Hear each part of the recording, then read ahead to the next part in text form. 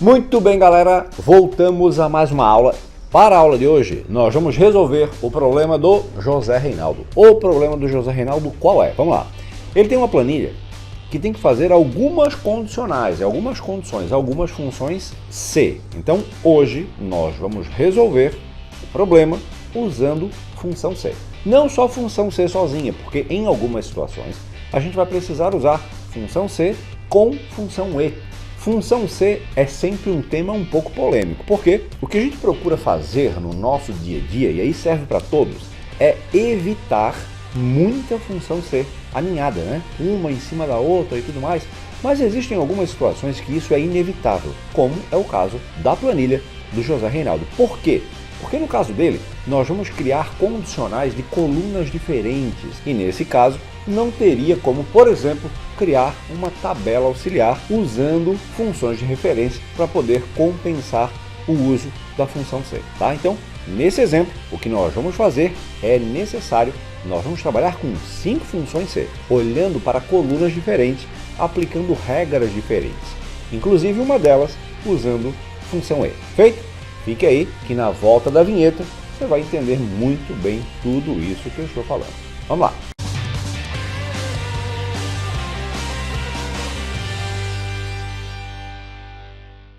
Muito bem, então vamos ao e-mail do José Reinaldo para nós entendermos o que ele precisa. Na verdade, o problema do José está relacionado à função C. Ele precisa criar aqui condicionais, ele tem uma tabela com algumas colunas, na verdade ele criou aqui um cenário para a gente, e ele quer, com base em algumas colunas, determinar o status atual, a situação atual. Para ele verificar a situação atual, ele tem que analisar colunas diferentes. Função C é uma função que a gente precisa ter muito cuidado. Provavelmente a gente conseguiria resolver um problema como esse criando uma tabela auxiliar e usando aí um PROC-V, um índice com CORRESP, um PROC-X, enfim, qualquer uma dessas funções e usando essa tabela auxiliar para que ela traga o status, ao invés de ficar criando função C em cima de função C e tudo mais. Essa semana eu ainda postei lá no meu Instagram um trabalho que eu estava fazendo em uma empresa. Quando eu olhei para a fórmula, tinha, sinceramente, bem mais de 30 funções C, aninhadas uma em cima da outra. Então isso não se deve fazer, deve-se evitar ao máximo isso. O ideal é que a gente trabalhe aí com 3, 4 funções C no máximo. Nesse nosso exemplo, para ser bem exato, nós vamos trabalhar com 5 funções C. Isso porque nós vamos trabalhar com colunas diferentes. As verificações elas acontecem em colunas diferentes. Por conta disso, nós vamos precisar de 5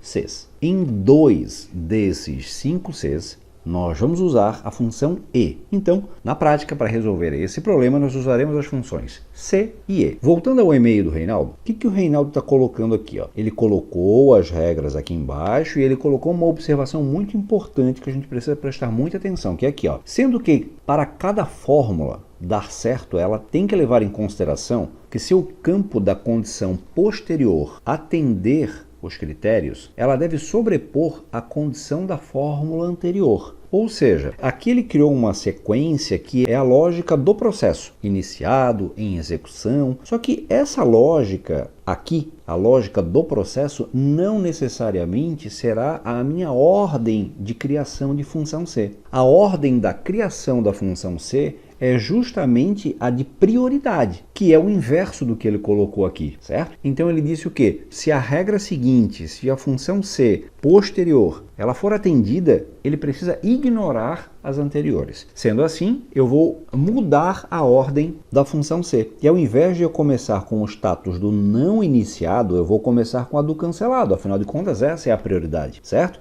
Depois do cancelado, eu vou para o concluído, depois para o cronograma comprometido, atrasado e assim por diante, certo? Então a minha ordem na função C é a ordem de prioridades. Nós vamos então começar os trabalhos. Ele até mandou um outro e-mail, eu vou abrir agora e vou trabalhar, porque esse outro e-mail ele tem as condições corretas. Nesse primeiro e-mail ele pecou em algumas regrinhas aqui e depois ele mandou um outro. Então nós vamos trabalhar com esse outro e-mail, que é esse aqui. Então algumas regrinhas mudaram e nós vamos trabalhar por ele, beleza? Então vamos lá. Primeiro passo, a nossa função ela precisa ser feita na coluna BU. E vamos à primeira regra, invertida. Aqui ele diz o seguinte, se campo justificativa, que é na coluna BV, estiver preenchido, o status é cancelado. Então a verificação aqui é a seguinte, vamos lá, igual C, abre parênteses. Vou clicar na linha, na célula, lá da coluna 71, e vou dizer o seguinte: se estiver preenchido, eu quero cancelado. E qual é o status de se estiver preenchido? É o inverso, né? Se não estiver vazia. E o se não estiver vazia, eu uso o quê? O sinal do diferente, que é menor e maior. E o vazia eu represento com duas aspas, como está aparecendo na tela aqui para vocês. Então, essa é a minha pergunta, esse é o meu teste lógico. Eu até vou colocar minha ajuda de contexto aqui, ó, logo aqui abaixo, porque eu quero que vocês acompanhem aqui em cima. Então, vamos lá. O meu teste lógico, a minha pergunta está aqui. Eu já fiz. Perguntei se a célula ela é diferente de vazia. Vou botar aqui um ponto e vírgula. E agora ele vai me trazer, ó, valor ser verdadeiro e depois o valor ser falso. O valor ser verdadeiro aqui é o seguinte: se ela estiver preenchida, eu quero que apareça aqui, cancelado. Como é um texto, eu estou colocando entre aspas, e eu vou dar ponto e vírgula. Vamos imaginar que parasse aqui. Vou fechar aspas e vou fechar parênteses. Fiz uma simples função C, com apenas uma condicional. Vou dar um Enter. Ele trouxe o quê? Vazio. Ok, porque aqui está vazio. Eu agora vou preencher, seja lá com qualquer coisa. Pronto. Ele já me traz o status de cancelado. Certo? Então, se ela estiver preenchida, seja lá com o que for, ele traz o status de cancelado. Então, significa que a primeira regra está ok. Vamos para a segunda. Como que eu coloco uma segunda regra dentro de uma função C? Vamos lá. A primeira regra, ela está no valor ser verdadeiro. Vamos trazer de novo a legenda aqui, ó. Aqui eu estou dizendo, se a célula do cancelamento estiver diferente de vazia, cancelado. Do contrário, vazio. Agora, no do contrário, eu vou fazer um outro C. Muitas pessoas têm dificuldade de entender isso. Vejam, esse segundo C, ele está dentro do valor ser falso do primeiro C. E agora, nesse segundo C, eu preciso cumprir todas as etapas da função C. Vejam, inclusive, que ele abriu aqui, ó, todas as etapas novamente. Ele começou com um teste lógico, depois vai me pedir o valor ser verdadeiro e o valor ser falso. Por quê? Porque eu estou dentro do segundo C, o cursor está dentro. Eu, nesse momento, vou fazer o segundo teste lógico, mas primeiro eu preciso ver a regra. Vamos à regra. De baixo para cima, a regra diz o seguinte: se o campo descrição, BR, estiver preenchido, o resultado é concluído. Vamos voltar lá. Então, vamos dizer aqui, ó, se BR, que é o campo descrição, for diferente de vazio, ponto e vírgula, o status é concluído, entre aspas, por ser um texto, ponto e vírgula. E agora eu vou colocar novamente duas aspas. E vou dar um Enter. Percebam, campo descrição preenchido, status concluído. Certo? E ele agora já funciona com as duas situações, ó, cancelado e concluído. Ok. Vamos à terceira regra. E para facilitar um pouquinho a nossa vida, vamos lá. Olha o que eu vou fazer aqui, ó. Eu quero baixar esse C. Então vejam que eu cliquei lá depois do ponto e vírgula, antes de começar o segundo C. Vou segurar o meu botão do Alt e vou dar um Enter. E assim eu consigo ver uma função de cada vez. E agora, lá depois do ponto e vírgula, eu novamente substituo duas aspas por C, abre e fecha parênteses, certo? E eu agora vou fazer o quê? Lá depois do ponto e vírgula, Alt, Enter. E assim eu consigo ver o meu segundo C na posição correta, prontinho para a minha terceira regra. Vamos então à nossa terceira regra. A nossa terceira regra diz, se o campo prazo, ou seja, célula V3, coluna V, a data for maior que 10 dias referente a hoje, nesse caso ele vai ter que sempre olhar a data do dia. Só que ele tem duas regras, correto? Porque se eu for olhar a regra anterior diz assim, ó, se o campo prazo V3, a data for maior que 6 dias e menor que 10, então entre 6 dias de atraso e 10 dias de atraso, ele vai se enquadrar nessa regra. Mas na regra anterior diz o quê? Que se o prazo for maior que 10, significa que o cronograma está comprometido. Então, nesse caso, o que nós vamos fazer? Nós vamos criar a regra do prazo maior que 10.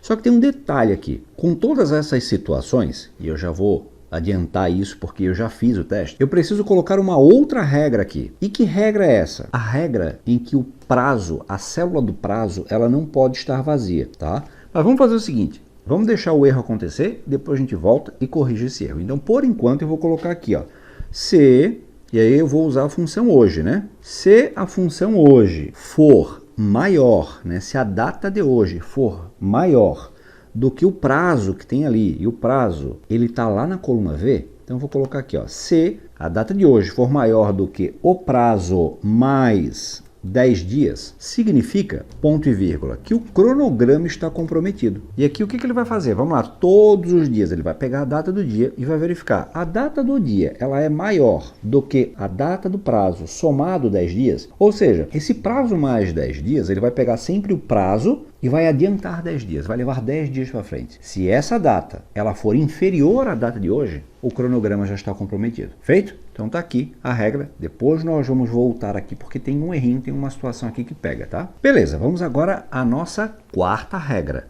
Na nossa quarta regra, ao invés de abrir aspas aqui, eu vou dar um Alt Enter e já vou colocar o C exatamente na posição. Percebam que eu já abro e fecho, porque eu já quero ele exatamente na posição com a mesma quantidade de parênteses, porque da mesma forma que eu abro, eu tenho que fechar. Então tá aqui, tá prontinho. Agora, na nossa terceira regra é a seguinte: eu preciso que ele olhe se o prazo daquela atividade ela já ultrapassou 6 dias, mas é inferior a 10. A regra onde me elimina, digamos assim, né? Quem está com um prazo superior a 10 é a regra de cima. Então, quem tem prazo atrasado maior que 10 já cai aqui. Significa que a minha pergunta de baixo, ela será o quê? Essa atividade, ela está com a data de hoje maior do que o prazo mais 6 dias? Nessa hora tem gente que fica pensando, mas por que ele não colocou a regra do 10? Vamos lá, repetindo. Quem tem data superior a 10 já cai aqui, ó. Nesse momento já cai. Ou seja, já se enquadra na regra de cronograma comprometido.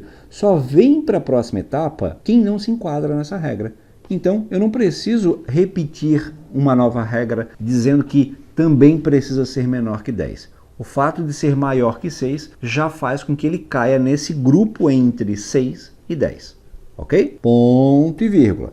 Caso isso aconteça, eu quero que ele traga ali atraso recuperável. Fecho aspas, ponto e vírgula. E agora vamos para o nosso último C. Vamos lá. Alt Enter, joguei ele para baixo, abro e fecho a função C. E agora qual é a minha pergunta? Vamos lá. Eu já fiz a regra para o 10, 6 a 10, e agora eu tenho uma regra que é a segunda na sequência aqui, que diz assim, ó, se o campo responsável, ou seja, a coluna U, estiver preenchido, o status é em execução. Então eu vou fazer isso agora. Vou lá na coluna U e vou dizer, se esse cara aqui for diferente de vazio, ou seja, se ele estiver preenchido, ponto e vírgula, o status é em execução. Ponto e vírgula. E agora eu fiz todas as regras, né? Vejam, eu fiz a regra do cancelado, do concluído, cronograma comprometido, atrasado e também em execução. Me resta agora o não iniciado. Só que eu não vou criar uma regra para o não iniciado. O não iniciado ele vai se enquadrar no contrário, né? Ele será um do contrário aqui. Se ele não se enquadrar em nenhuma dessas regras, ele será não iniciado. Então, no status valor se falso dessa função C, eu vou, entre aspas, colocar não iniciado. E assim eu finalizo a minha função C. Vou dar um Enter e ele trouxe todos os status aqui. E aí lembram que eu falei que lá no cronograma comprometido a gente teria um problema? O problema é o seguinte, vamos lá. Aqui eu tenho todos os status. Aparentemente tudo ok. Só que se não tiver prazo preenchido, olha o que acontece. Cronograma comprometido, certo? Ele se enquadrou em uma regra de cronograma comprometido, mas ele não pode se enquadrar. O que isso faz com que a gente tenha que contornar aí, né? Vamos lá. Lá na regra do cronograma comprometido, ele não pode simplesmente avaliar se hoje é maior que o prazo mais 10. Ele tem que avaliar duas regras, e é aí que entra a função E. A função E, ela é uma função de teste lógico. Ela vai fazer pergunta, pergunta, pergunta, e a resposta de todas essas perguntas retornarão um verdadeiro e um falso, certo? Aqui eu quero fazer duas perguntas. Se os dois critérios, se as duas perguntas forem atendidas, eu quero sim que ele caia no meu status de verdadeiro, ou seja, no cronograma comprometido. Que perguntas são essas? Vamos lá. Vou colocar a função E, pessoal, para quem nunca usou a função E, ela é colocada no parâmetro teste lógico da função C, certo? Ela vai fazer as perguntas para mim. A primeira está feita. A segunda é a seguinte: prazo é diferente de vazio? Essa é a pergunta que eu preciso fazer. Então, vou lá no prazo, seleciono e vou dizer, é diferente de vazio? Ponto e vírgula. Se for diferente de vazio e hoje for maior do que o prazo mais 10, aí sim eu quero que ele coloque o status como cronograma comprometido. Em algumas situações, a gente precisa trabalhar com a função E. Função E e função OU são, sim, muito interessantes. Beleza? Então tá aqui 5 funções C que resolvem o nosso problema. Pessoal, repito, tentem evitar muitas funções C. Em um cenário como esse, seria quase impossível evitar. Por quê? Porque nós trabalhamos com regras onde analisamos colunas diferentes, tá? Quando nós trabalhamos com a mesma coluna, beleza. Criamos lá uma tabela auxiliar e usamos PROC-V, PROC-X, índice com CORRESP, enfim, para poder trazer a regra para a gente. Nesse caso, não tinha muito o que fazer, mas considero que até ficou bem enxuto essa função. Está funcionando bem, eu fiz os testes, tá? E espero que tenha ficado claro para todos vocês como funciona a função C, certo? Esse material eu vou disponibilizar para vocês porque não é nada de sigiloso, material bem simples, vou disponibilizar para download. Eu quero que vocês façam o teste e vejam se esse negócio de fato funcionou. Beleza? No mais, eu fico por aqui. Agradeço a companhia de todos. Se gostou, deixe o seu like. Se não está inscrito no canal, está na hora de se inscrever. Deixe o seu comentário, que eu adoro ler os comentários de vocês. Um grande abraço a todos e até a nossa próxima aula.